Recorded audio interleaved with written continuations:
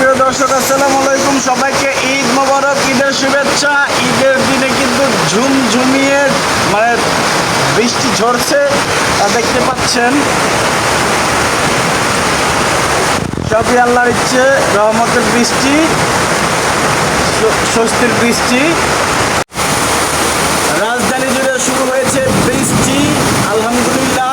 আজকে ঈদুল আজহার প্রথম দিন, অর্থাৎ ঈদের দিনও বৃষ্টি, ঝুম বৃষ্টি, ঝুম বৃষ্টি। ঈদের দিনও কিন্তু দেখতে পাচ্ছেন প্রচণ্ড বৃষ্টি। সকাল থেকে কিন্তু মোটামুটি আকাশ অন্ধকার হয়েছিল। মাশাআল্লাহ, বৃষ্টিতে কিন্তু গাছগুলো সতেজ হয়ে উঠেছে। আপনারা দেখতে পাচ্ছেন বৃষ্টিতে কিন্তু গাছগুলো সতেজ হয়ে উঠেছে। দেখ, ঢাকা শহরের রাস্তায় যেখানে যেখানে কুরবানি হয়েছে, কুরবানির রক্ত এবং হাটের যে মানে বিভিন্ন ধরনের গোবর বা যে ধরনের আবর্জনা বর্জ্য ছিল, তা আশা করি এই বৃষ্টির পানিতে ধুয়ে যাবে। অর্থাৎ বর্জ্য ব্যবস্থাপনা যারা রয়েছে তাদের দায়িত্বটা কিছুটা কমে যাবে এই বৃষ্টিতে।